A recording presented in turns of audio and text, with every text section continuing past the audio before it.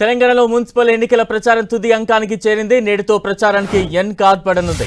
దీంతో పార్టీలు చివరి రోజు ప్రచారాన్ని హోరెత్తిస్తున్నాయి.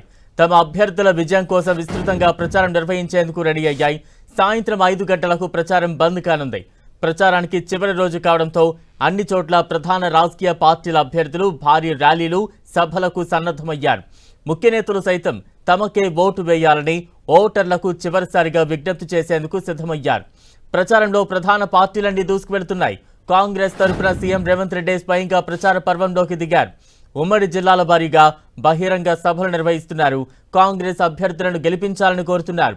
కాంగ్రెస్ గెలిస్తేనే అభివృద్ధి సాధ్యమని చెబుతూనే బీఆర్ఎస్, బీజేపీ రెండు పార్టీలు ఒక్కటేనని విమర్శలు సంధిస్తున్నారు.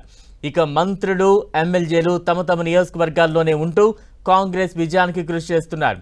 అటు బీఆర్ఎస్ కూడా ఏమాత్రం తగ్గడం లేదు. ఇంటింటి ప్రచారం, రోడ్ షోలతో నేతలంతా విస్తృతంగా ప్రచారం నిర్వహిస్తున్నారు. కేటీఆర్, హరీష్ రావు అన్ని మున్సిపాలిటీలను చుట్టేస్తున్నారు. 2 ఏళ్ల పాలనలో కాంగ్రెస్ వైఫల్యాలు, హస్తమిచ్చిన హామీలపై ప్రజాక్షేత్రంలో ఎండగడుతున్నారు.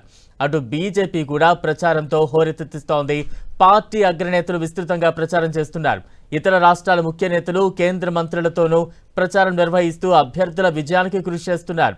మున్సిపల్ ఎన్నికల నేపథ్యంలో తెలంగాణలోని అన్ని మున్సిపాలిటీలలో 2 రోజుల పాటు వైన్లు, బార్లు బంద్ కానున్నాయి. ఇవాళ సాయంత్రం 5 నుంచి 11వ తేదీ సాయంత్రం 5 గంటల వరకు మద్యం దుకాణాలకు మూసివేయాలని ఎన్నికలు, ఎక్సైజ్ శాఖ అధికారులు ఆదేశాలు జారీ చేశారు. ఫలితాల నేపథ్యంలో 13వ తేదీన కూడా వైన్స్, బార్లు బంద్ మూతపడనున్నాయి.